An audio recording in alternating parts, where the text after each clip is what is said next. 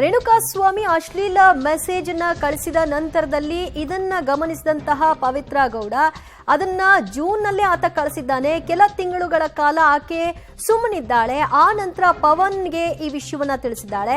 ಪವನ್ಗೆ ವಿಷಯ ಮುಟ್ಟಿಸಿದ ನಂತರದಲ್ಲಿ ಪವನ್ ನಂಬರ್ನ ರೇಣುಕಾಸ್ವಾಮಿಗೆ ಶೇರ್ ಮಾಡೋ ಮೂಲಕ ಪರಸ್ಪರ ಪವನ್ ಮತ್ತು ರೇಣುಕಾಸ್ವಾಮಿ ಚಾಟ್ ನಡೆಸಿದ್ದಾರೆ.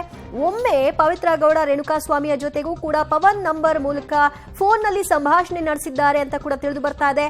ಆ ಸಂಭಾಷಣೆ ಏನಾಗಿತ್ತು, ಎತ್ತ, ಇದೆಲ್ಲವೂ ಕೂಡ ಮುಚ್ಚಿದ ಲಕೋಟೆಯಲ್ಲಿ ಕೋರ್ಟ್ಗೆ ಕೊಟ್ಟಿರುವಂತಹ ಎಸ್ಪಿಪಿ ಪ್ರಸನ್ನ ಕುಮಾರ್ ಅವರು ಅದರೆಲ್ಲವನ್ನು ಕೂಡ ಹೇಳಿದ್ದಾರೆ. ಆದರೆ ಈಗ ಮೇಲ್ಮೇಲೆ ಈ ಪ್ರಕರಣ ಎಲ್ಲಿಂದ ಆರಂಭವಾಗಿ ಎಲ್ಲಿಗೆ ಅಂತ್ಯ ಕಾಣ್ತು ಅನ್ನುವಂತಹ ಸಂಪೂರ್ಣ ಸಾರಾಂಶವನ್ನ ಇಟ್ಟಿದ್ದಾರೆ.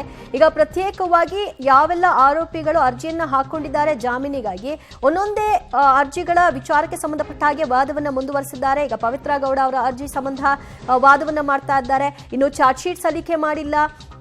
ಕೇರಳ ಮತ್ತು ಕೋಲ್ಕತ್ತಾ ಕೇಸ್ನ ಇಲ್ಲಿ ಗಮನಿಸಿಕೊಳ್ಬೇಕು. ಮಹಿಳೆ ಎಂಬ ಕಾರಣಕ್ಕೆ ವಿಶೇಷ ಅವಕಾಶವನ್ನ ಕೊಡಬಾರದು ಅಂತ ವಾದವನ್ನ ಇಟ್ಟಿದ್ದಾರೆ.